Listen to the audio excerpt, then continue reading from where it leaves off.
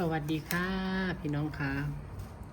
วันนี้จะพาพี่น้องมาเข้าช่อประยุกต์ริบบิ้นอันนี้เป็นใบสีงานแต่งพอดีลูกค้าสั่งใบสีงานแต่งมานะคะ ช่วงนี้บุค่อยได้ลงคลิปพี่น้องกราฟ YouTube ไม่รู้เป็นอะไรไม่ดันเลยเด้อคลิปนี้พระชาลงทั้ง YouTube ทั้ง Facebook นะคะ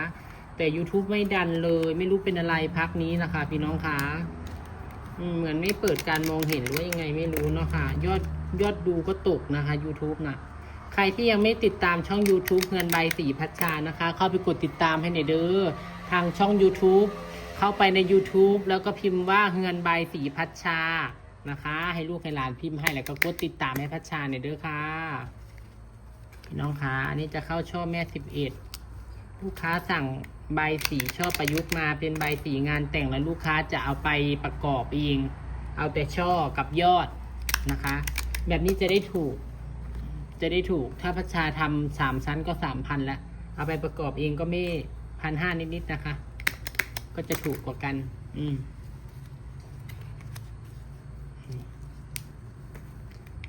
พี่น้องก็ต้องได้ไปหาฐานโฟมเหมือนเดิมนะคะพี่น้องคะฐานโฟมฐานใบสีหรือว่าใครจะทำใส่ขันแบบโบราณเลยก็ได้ค่ะถ้าใครไม่อยากทำฐานโฟมเนาะ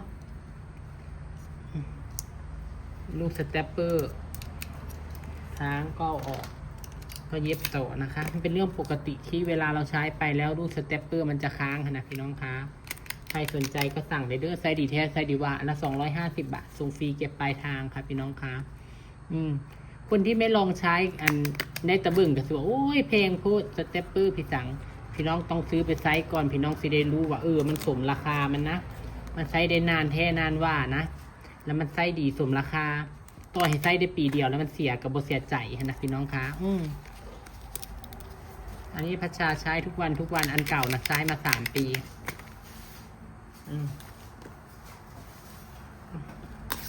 ยุงพี่น้องหัวค้ำมาแล้วก็ยุงบินวุ่นวันนะคะอันนี้คือการต่อตองค่ะพี่น้องคะต่อตองเพราะว่ามันสั้นเท่ากับต่ออันนี้จะเป็นเทคนิคการเข้าช่อแม่ใบสีแบบอวบอ้วนนะคะพี่น้องคะเห็นปะลูกสเตปเปอร์นี่ต้องคมกึบเลยนะพี่น้องนะลูกสเตปเปอร์บวคมนี่เห็ดยากเห็ดกับงานริบบิ้นนี่ค่ะและการเข้าช่อประยุกต์แนวนี้นะสิ่งที่สำคัญเลยใบตองต้องยาวใบตองสั้นกับเข้าช่อยากใบตองสั้นและเข้าช่อบงามการเลี้ยงนิ้วก็สำคัญถ้าเลี้ยงนิ้วบ่สวยแล้วก็คือจบนะคะพี่น้องขาถ้าเลี้ยงนิ้วเบี้ยวซ้ายเบี้ยวขวาแล้วก็บ่ได้เลยค่ะเวลาเย็บด้านหลังให้เย็บต่ำๆอย่าเย็บขึ้นสูงจะประมาณ2-3 ลูกอย่าไปเย็บหลายใบตองจะแตกเย็บแค่พอใบตองเขาบ่ขยื่นเวลาเขาเข้าช่อพานุ่งนะใบตองบ่ขยื่นแล้วเวลาเขาเฮ็ดมันก็ง่ายช่อใบสีก็จะบ่ยืดถ้าใบตองเขามันขยื่นปุ๊บช่อใบสีมันจะยืดพอมันยืดแล้วมันจะบวบมันจะยาวแค่เลดไปเลยค่ะการเข้าช่อใบสีประยุกต์พี่น้องสีเห็นหลายๆคนเห็นแล้วมันจะเป็นช่อยาวๆลงมาเลยบวบอ้วนว่าง่ายบ่มีน้ำบ่มีนวลประกอบออกมากับบ่สวย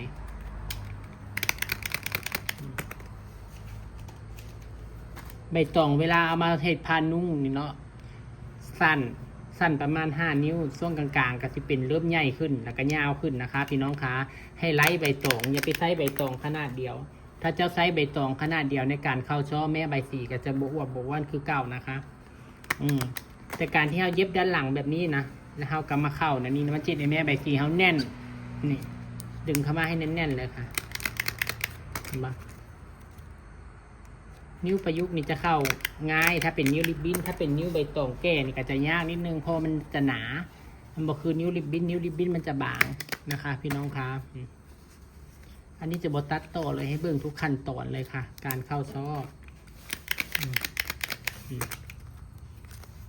เรียงให้สวยๆถ้าคนเข้าช่องามด้านข้างมันจะโบโผล่นะนี่บางคนนี่มันจะฟูเห็นหอยนะนี่เห็นปะ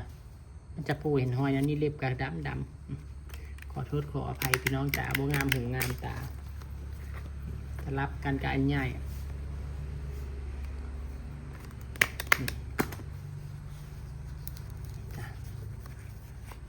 ให้มันยาวๆไปเลยคลิปนี้นะคะละเอียดยิบเลยค่ะละเอียดยิบไปเลย ใบตองกับเปลืองอยู่เด้อเขาชอบประยุกต์นะครับพี่น้องคะ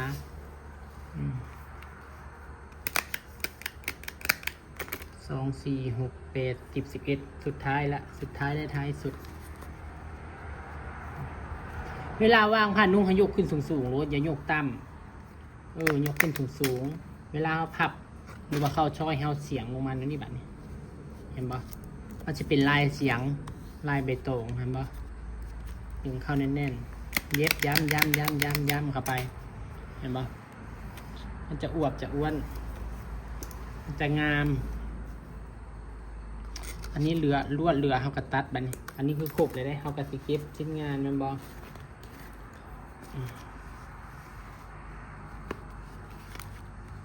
นี่ค่ะเก็บชิ้นงานจากง่ายๆในความบริตัดต่อด้วยความให้สุเจ้าเบิ่งคักๆเต็มรถทุกขั้นตอนบ่มีกั๊กค่ะเสร็จเรียบร้อยกับตัดส่วนเกินออก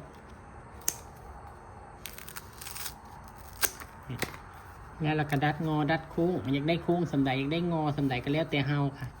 อันนี้แม่11ชั้นที่2ชั้นแรกลูกค้าเอาแม่15ชั้นที่2แม่11และชั้นที่3แม่9เห็นปะงามปะเห็นปะลายมันจะเฉียงลงมาแล้วนี่ให้มันเฉียงลงมาแล้วนี่ลายใบตองว่ามันตรงที่รี่เห็นปะถ้ามันเฉียงลงมาแล้วมันจะสวยนะคะฝากกดแชร์นำในเด้อเบิ่งแล้วถึงอกถึงใจก็ได้พายังบุกกดติดตามช่อง YouTube เฮือนใบสีพัชชาฝากไปกดติดตามให้แน่พี่น้องค่ะไปกดติดตามพัชชาเนี่ยเพราะเป็นค่าครูค่าคายเด้อพี่น้องเด้อกดติดตามให้ก็ดีใจค่ะพี่น้องค่ะเพราะว่าพัชชาอยากได้ลูก YouTube นะคนติดตามแสนถึงจะได้ลูกนะคะพี่น้องค่ะแล้ว YouTube นั้นเป็นอะไรที่คนติดตามนี่ยากจะครบแสนนะคะถ้าไม่ดังจริงๆไม่เปี้ยงจริงๆนะอันนี้คนติดตามพัชชาได้มาได้ครึ่งทางแล้ว50,000 กว่าแล้วนะคะพี่น้องคะฝากกดติดตามด้วยค่ะช่องยูทูบเฟซบุ๊กนี่กดติดตามนำผู้ใดเบิ่งหรือยังบ่ติดตามก็ได้ค่ะ